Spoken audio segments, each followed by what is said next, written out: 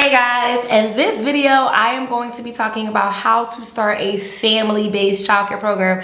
I keep getting so many questions on how to start a family-based childcare program, so I'm going to, in this video specifically, talk about the things you need to consider on how to start a family-based childcare program in your home in 2023. So let's dive in and make sure you stay to the end, because I'm going to be giving specific tips that you need when it comes to the startup budget to make sure that your bottom line number that you are projecting somewhat will match your operational budget at the end of the year. So let's dive in.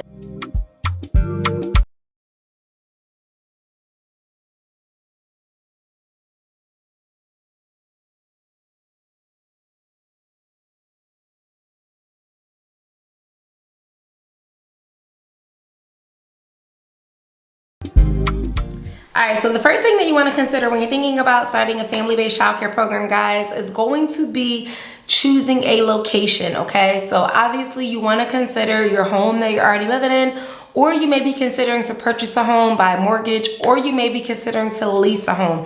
So the first thing that you want to do when you're thinking about starting a family-based childcare program is you want to secure your location. You really want to know, are you able to lease out a building? Are you able to lease out a home or an apartment where you are living? And one of the best ways to do that is when you are going to do your shopping, if you don't already live in a home, you really want to make sure that it's a suitable home. And you also want to make sure that you run it by your landlord, because you don't want to be starting a whole business in a home that you're leasing as a personal and you decide to add a business onto that, because it's not going to do you no justice once the landlord finds out, right? So you want to make sure that you're very transparent in what your business is or what your intentions are when you're thinking about starting that location. The second area I want to say when it comes to choosing a location, if you have a home, because we started out as a family-based childcare program back in 1999 and we only started in the basement. So our designated area for children at that time, that long ago, was the children were designated in the basement.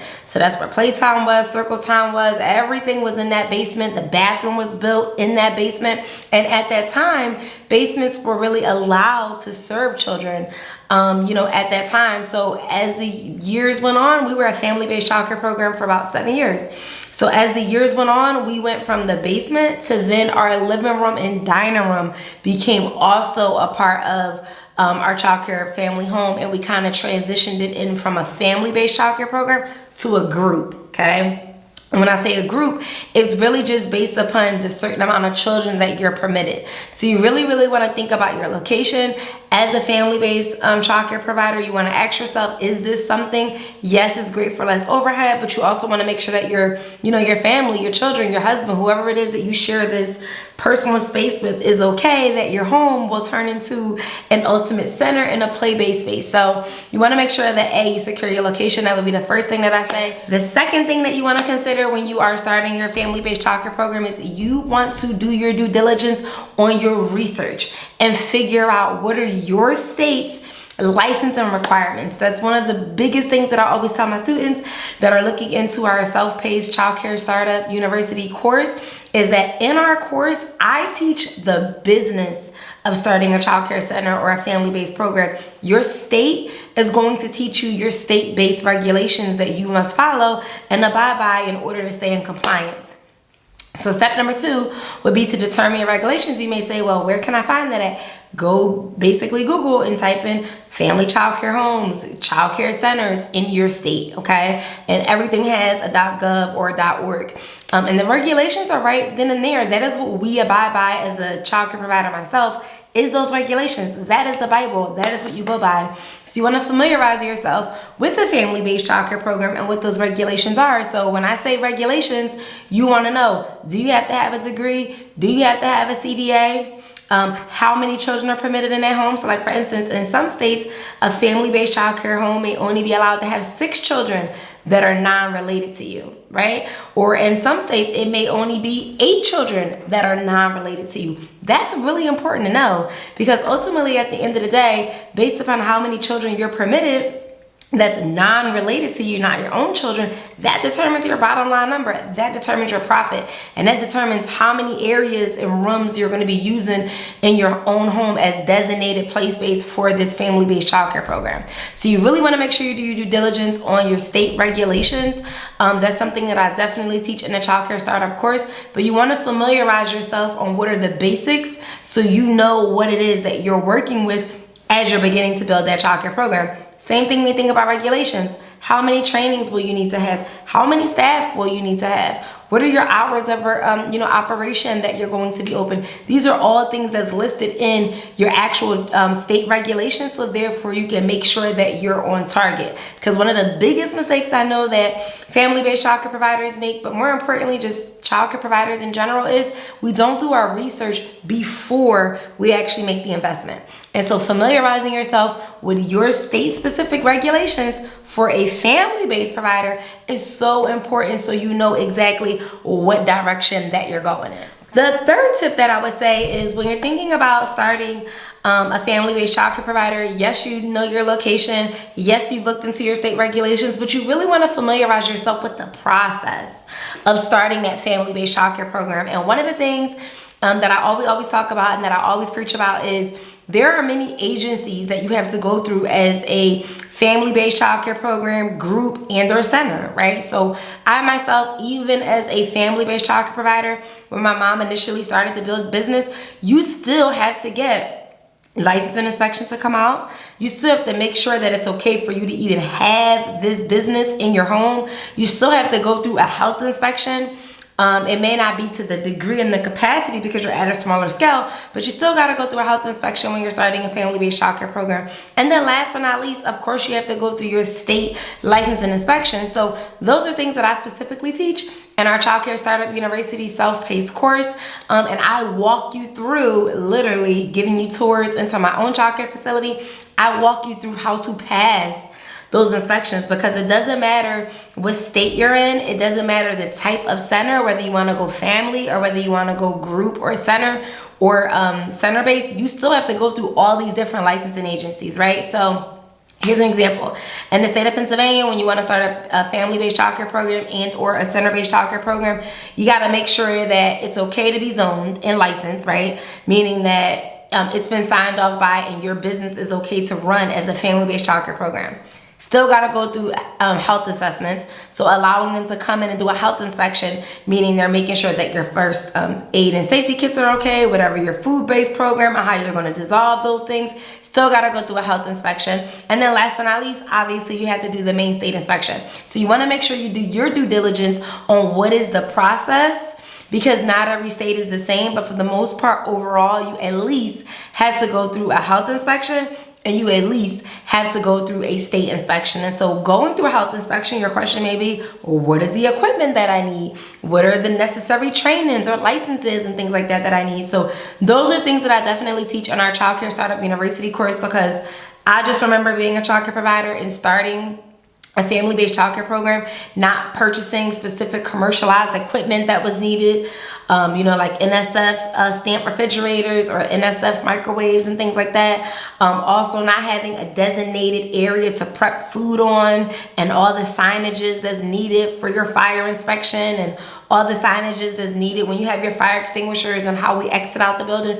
All of those things I give to you, already done for you in our Childcare Startup University course, because really you never really know what the process is. So I would always say do your due diligence on that research for your state specific, so you know exactly what is the process, so that you're not jumping. I've seen so many times that people jump straight to the state application and they forgot about the health inspection, because in order to get the state inspection, there's certain pieces of paper that you would only get from the previous inspector in order to finish the whole process.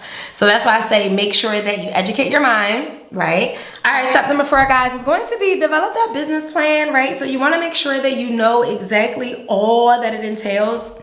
And a business plan, I know many times people's like, oh my God, a business plan. I've never done one, but truly, if this is your business and if this is your baby, you need time to get out of your head of a great idea. Okay, and when I say get out of your head of a great idea, you want to make sure that the money makes sense. You want to make sure that the profits make sense, and that's what a business plan really allows you to do. It's the planning of it. So how are you going to get those finances? What is your business model going to be? What age groups are you going to accept? Are you going to do infants, toddler, pre-K, school age? You really want to factor into these things. You also want to consider is what is your startup cost going to be, but you also want to consider what is your operational cost going to be, right? So as a family-based childcare provider, you may think like, well, I only need to care for 6 children, so I'm not going to need to hire any staff. Right? And that's far from the truth, because truly, as you grow and scale your family childcare program, ultimately as an entrepreneur, you're always thinking of a way to be more and wear a CEO hat than constantly being in the classroom. So no, you may not need a team of 5, 6, 7, or 8 like a center-based program is, but you may need an aide. You may need an assistant. So you want to ask yourself and do your business plan on what is meals going to cost you. Doing your research in that. What is marketing going to cost you? What is your signage going to cost you? These are all things, and you don't only just need a business plan for the simple fact that you want to map out, how your business is going to go, but many times in order to secure finances and fundings and loans, they're going to ask for a business plan. So that is one of the reasons why I give you guys a done for you already business plan, specifically template based for childcare programs. So therefore you can have a guidance and a template to go to in all the components, obviously, that a business plan makes up. So a business plan is really you doing your due diligence and understanding exactly what it takes on a financial aspect, from meals to exits to payroll to marketing to your business model to your hours of operations to how you're going to market. What rates are you going to charge families? What rates are you going to pay your payroll? These are all things you want to have laid out in your business plan, because that really is the model that you will follow. And I give an example, right? So I have some family-based childcare providers that's like, hey, I know for a fact that I only want to service preschoolers. Why? Because if I'm only able to receive 6 or 8 children in this space as a family-based childcare program, I don't want to, have infants and then toddlers. Why? Because the younger the age that they are, the more staff that you need, the lesser the ratio. So this is the reason why you really want to do your due diligence and your research in your own area on what your business model is going to be for your business plan for your family-based childcare program. All right, guys, my next step is going to be making sure that you identify what your designated area is going to be. So many times people may think like, am I supposed to have kids in this space already when the inspector come out? No, right? Because that means you would be operating as an unlicensed childcare program. But you may wonder, do I need to have everything set up before these inspectors come in? And the answer is yes, okay? So when a health inspector comes in or a state inspector comes in to do your initial inspection, it needs to look, feel, and be ready as a childcare based program, whether you're in a center or whether you're in a family. So you need to figure out what is going to be that designated area that you are going to be having in your home. So if it's the basement, it needs to look like a childcare center. So you need to have your shelves, you need to have your carpets, you need to have some toys, you need to have your changing table. These are all things you need to have your materials so it looks like a ready to use classroom, okay? You don't want to not have enough learning materials, because I can count on 2 hands many times I've known inspectors that has come out and they have not passed their inspection for the simple fact why? They didn't have enough toys. They didn't have enough learning materials. They didn't have enough changing tables, because they thought that once the inspector comes out, then you go get everything. No, you want to make sure that you identify your designated space. Start purchasing your learning materials, start purchasing your furniture, purchasing your shelving, and all the things that you need to pass the health inspection and all the things that you need to pass your state inspection so you're ready. Because ultimately, when they come into your facility, they're coming in under the assumption that you're ready. And the goal is you only want them to come one time. You don't want them to have to come back and redo it because you didn't have cots and mats, because you wasn't thinking about the children taking a nap.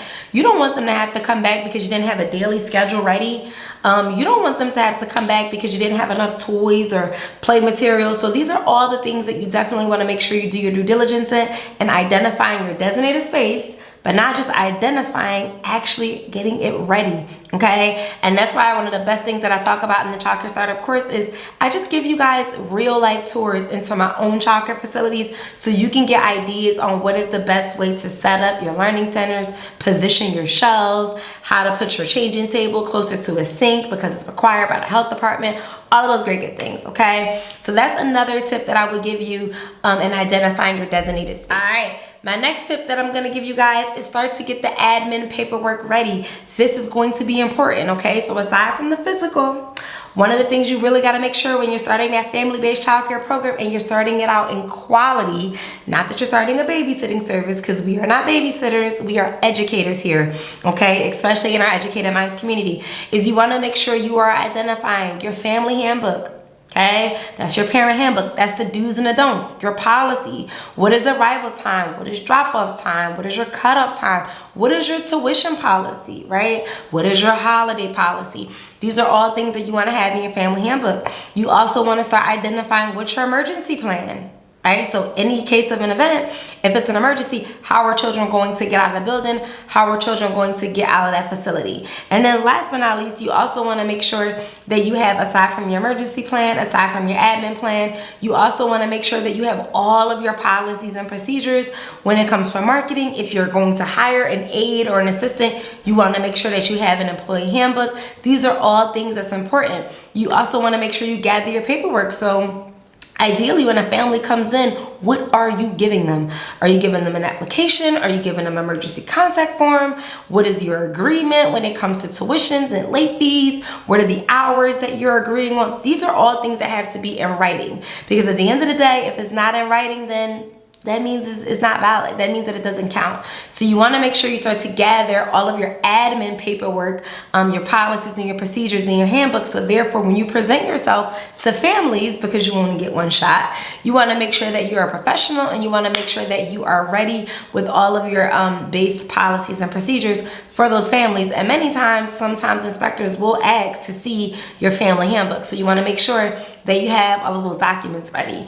And that's something that we definitely give in our Childcare Startup University course, because I already know as a childcare based provider, you got so many other things on your to-do list that's starting from scratch, a family handbook. We're just Googling, right? We're Googling every last policy that we need. And so that's one of the reasons why all of that signage and all of those templates and policies is done for you in the Childcare Startup University course, so you can take the guesswork out, okay? And last but not least, my final tip, guys, in starting that family-based childcare provider, childcare program, once you have now secured your location, decided on your admin, decided on your designated area, got your state packet, taken all of your trainings, my last but not least thing is marketing, marketing, marketing. Nobody knows about you. Okay, nobody knows about your business and nobody knows about your idea except for your family or your friends that you've told. So you always want to make sure that you're doing your due diligence in marketing, whether it's marketing online, whether it's marketing offline. I'll definitely make another video about that, because that's something that's so crucial no matter what type or size of program you have.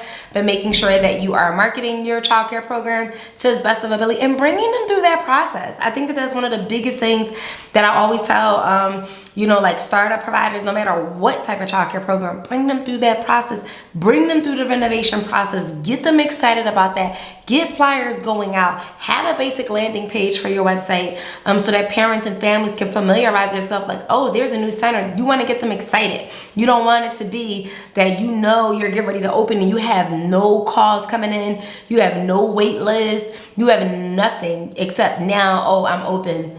Okay, I have to actually start advertising. Oh, rent is still due, right?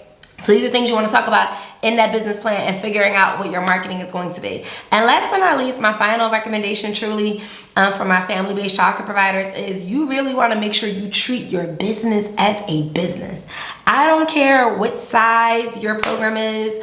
I don't care whether you are large or small, but really for my family-based childcare providers, I remember when we was in the home was still treated as a business, right? So if you open at 7, that means you open at 7. That doesn't mean that you're coming down with your robe on and your bonnet on at 7. That doesn't mean that you're late just because you live upstairs and you can walk downstairs, right? You want to make sure that you are treating your business as a business. So that also goes for anyone else that's in your home, right? So husband, kids, children, teenagers, in-laws, anyone that's in your home, they will need a background check. So you want to make sure that you are treating your business in your home just as if you had a business on a commercial court or if you had a storefront.